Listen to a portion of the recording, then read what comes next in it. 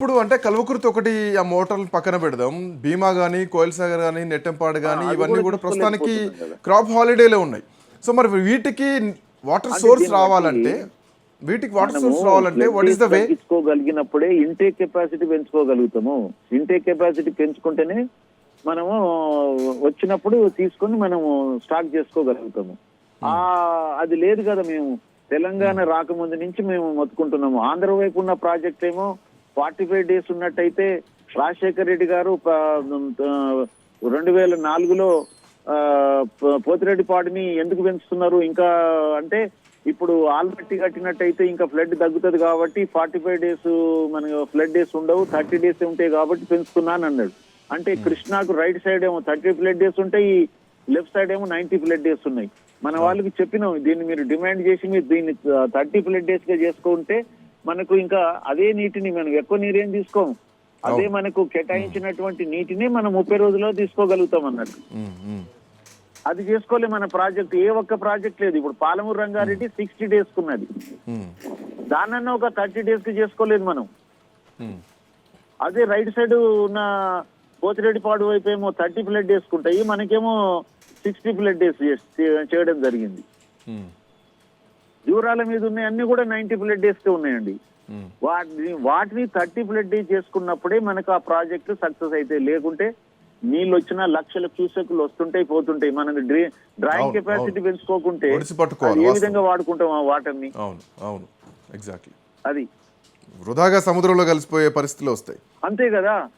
కలుస్తున్నప్పుడే కదా ఇప్పుడు వాళ్ళు గోదావరి నుంచి తీసుకున్నా లేకుంటే పోతిరెడ్డిపాడు నుంచి తీసుకున్నా వాళ్ళన్నీ డ్రాయల్ చేసుకొని దాన్ని కెపాసిటీని ఎక్కడనో దగ్గర పెట్టుకోవడానికి రిజర్వాయర్లు తయారు చేసుకున్నారు.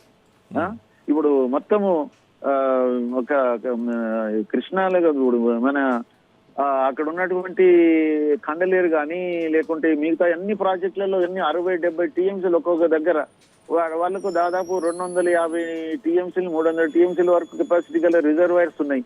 మన దగ్గర ఎక్కడున్నాయి అసలు? ఇప్పుడు నెట్టంపాడు మీద ఏమున్నది, భీమా మీద ఏమున్నాయి, అసలు కల్వకుర్తి మీద ఏమున్నాయి? ఏం లేవు కదా. అన్ని 1-1.5 టీఎంసీ కెపాసిటీవే ఉన్నాయి అన్ని. సార్ ఒకటి చెప్పండి, అంటే రైట్ ఆర్ రాంగ్ చెప్పండి. రైతు బెనిఫిట్ లో మాట్లాడదాం మనం, పాలిటిక్స్ కాసేపు రైతు బెనిఫిట్ లో మాట్లాడదాం, పాలిటిక్స్ ని కాసేపు పక్కన పెడదాం. బెనిఫిట్ లో మాట్లాడాలంటే ఇమీడియట్ గా మనం కృష్ణా మీద ఉన్నటువంటి తెలంగాణ ప్రాజెక్ట్స్ అన్నిటినీ మనము ఇంటేక్ కెపాసిటీ పెంచుకొని 30 ఫ్లడ్ డేస్ కు సరిపోయే విధంగా మనము రిజర్వాయర్లని దాని ఇంటేక్ కెపాసిటీ పెంచుకొని రిజర్వాయర్లు పెంచుకోవాలన్నట్టు. అది జూరాల నుంచి కానీ శ్రీశైలం నుంచి కానీ మనం నాగార్జున సాగర్ నుంచి కానీ ఏది చేసినా అదర్వైజ్ మన యొక్క యూటిలైజేషన్ పెరగదు.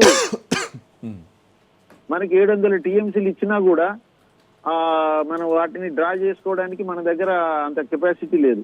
ఇప్పుడు ఒక రాయలసీమ లిఫ్ట్ రోజుకు 4 టీఎంసీలు ఉంటే మన అన్ని కలిపి తెలంగాణ అన్ని కలిపి కూడా అసలు 3 లేవు మొత్తం.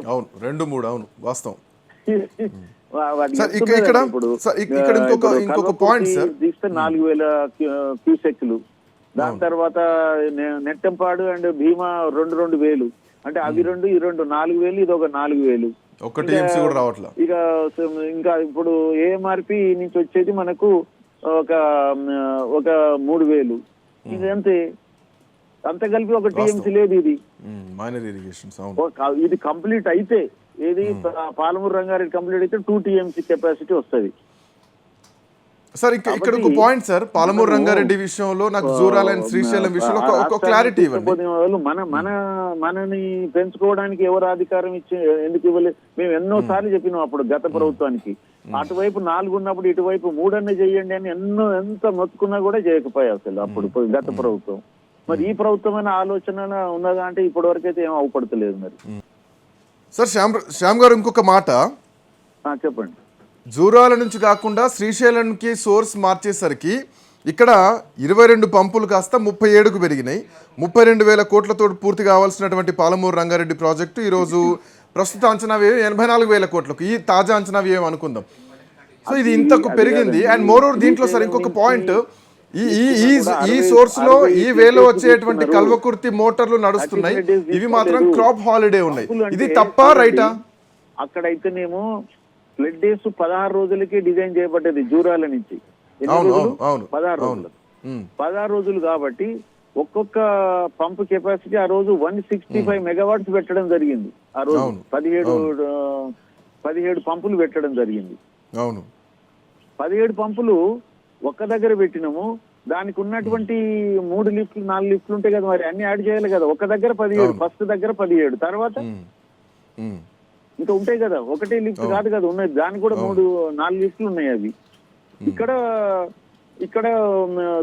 ఒక్కొక్క పంపింగ్ స్టేషన్ లో 9 మోటార్లు పెట్టారు. ఇవన్నీ 4, ఇప్పుడు 5 లిఫ్ట్లలో యాడ్ చేస్తే అది వచ్చినట్టుంది. ఇక్కడ కూడా 3 లిఫ్ట్లలో అన్ని పంపులు యాడ్ చేస్తే అది కూడా అంతే సంఖ్య వస్తుంది. ఇప్పుడు ముఖ్యము ఎంత త్వరగా కృష్ణా నీటిని మనం ఎన్ని తక్కువ రోజులలో గుంజుకొని మనం పెట్టుకోగలిగినప్పుడే మనము రైతులకు 2 పంటలకు నీళ్లు ఇవ్వగలుగుతాము. ఈ రోజు మనకు లక్షల క్యూసెక్కులు జూరాల నుంచి పోయినా కూడా ఈ రోజు మనము 2 పంటలకు నీళ్లు ఇవ్వలేని దుస్థితిలో ఉన్నాము. నెట్టంపాడు గాని భీమాకు గాని. ఎందుకు? మన దగ్గర రిజర్వాయర్ లేవు. ప్లస్ ఇంటేక్ కెపాసిటీ ఎంత అండి అసలు? 2000 క్యూసెక్కులు అంటే ఏందన్నట్టు అండి అసలు. వాస్తవం. వాళ్ళేమో రోజు సార్ ఇది పాసిబుల్ అవుతుందా? ఎందుకంటే as per Brijesh Kumar tribunal ప్రకారం అన్ని రాష్ట్రాల అనుమతులు ఉంటేనే, అంటే ఈ పరివాహక ప్రాంత రాష్ట్రాల అనుమతులు ఉంటేనే కొత్త ప్రాజెక్టులకు అనుమతులు ఉంటాయి. బట్ ఇప్పుడు తెలంగాణ దీన్ని విభేదిస్తోంది. తెలంగాణ సుప్రీంకోర్టుకి వెళ్ళింది. అయినా కాలువల సామర్థ్యం పెంచుతూ ముందుకెళ్తున్నారు. Is it possible? సామర్థ్యం ఒక మాట అండి, నేనేమంటున్నా అంటే 90 ఫ్లడ్ డేస్ లో తీసుకునే నీటిని, అవే నీటిని మనము 30 ఫ్లడ్ డేస్ లో తీసుకుంటున్నాం అంతే. రైట్. అవును. We are increasing the intake capacity. ఇది గత ప్రభుత్వానికి చెప్పినా కూడా ఏం పట్టించుకోలేదు. ఈ ప్రభుత్వం కూడా మేము 2 లెటర్లు పెట్టిన ఇంతవరకు ఏం లేదు. ఇంటేక్ కెపాసిటీ పెంచండి అంటున్నాం మేము. అది పెంచుకుంటే మేము ఒక ప్రపోజల్ కూడా ఇచ్చినాం. అటువైపు రైట్ సైడ్ ఒక 20 TMC కెపాసిటీ రిజర్వాయర్ కూడా మేము గత ప్రభుత్వం ఉన్నప్పుడు మేము ఒక ప్రపోజల్ పంపినాం. ఒక్క ఊరు మునగకుండా మనకు ఫ్లడ్ వచ్చినప్పుడు తీసుకొని ఆ 20 TMC కెపాసిటీ రిజర్వాయర్ నింపుకుంటాము. మనకు షార్ట్ ఫాల్ ఉన్నప్పుడు పవర్ జనరేషన్ 60 మీటర్స్ లిఫ్ట్ ద్వారానే మనం ఆ 20 TMC కెపాసిటీని రిజర్వాయర్ చేసుకోవచ్చు. మళ్ళీ మనకు షార్ట్ ఫాల్ ఉంటే మళ్ళీ తిరిగి సిస్టమ్ లో అది పవర్ జనరేషన్ చేస్తూ మళ్ళీ జూరాలలో వేస్తుంది. వేస్తే వాటికి సంబంధించినటువంటి లిఫ్ట్ స్కీములు ఉన్నాయి కదా, అదన్నా దాన్ని టేకప్ చేయలేదు ఎవరు. ఇక ఇప్పుడు పొలిటికల్ గానే మాట్లాడుకుంటున్నారు తప్పించి రైతాంగం దృష్టిలో ఎవరు మాట్లాడతలేరని నేను భావిస్తున్నాను. టైం పోతున్నది. అసలు రైతాంగం అని జాతి ఉన్నది, వాళ్ళకి నీళ్లు ఇవ్వాలి కదా అనే దాని మీద వస్తలేదు అసలు చర్చ. సార్ అంటే మీ ఉద్దేశం ప్రకారం, మీ దృష్టి ప్రకారం ఉమ్మడి ఆంధ్రప్రదేశ్ లో ఉన్నప్పటికీ తెలంగాణ రాష్ట్రం ఆవిర్భవించిన తర్వాత తెలంగాణ ఆయకట్టు కొంత అభివృద్ధి చెందిందా?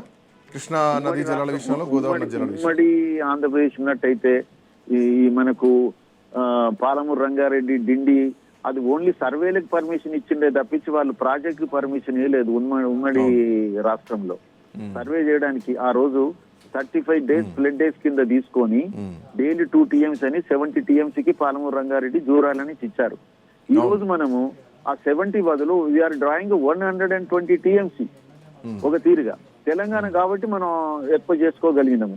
అదే విధంగా 2007లో రాజశేఖర రెడ్డి గారి పీరియడ్ లో డిండి ప్రాజెక్టుకు సర్వే చేయడానికి ఆయన పర్మిషన్ ఇస్తే తెలంగాణ వచ్చేంత వరకు అది DPR తయారు కాలేదు. తెలంగాణ వచ్చిన తర్వాతనే DPR తయారై టెండర్ పిలవడం జరిగింది. That credit should go to the Telangana governments.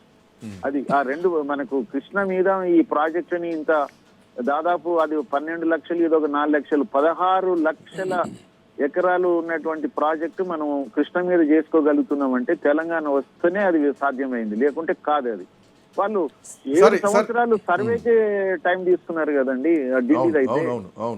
కాబట్టి we should appreciate Telangana governments for taking up the project.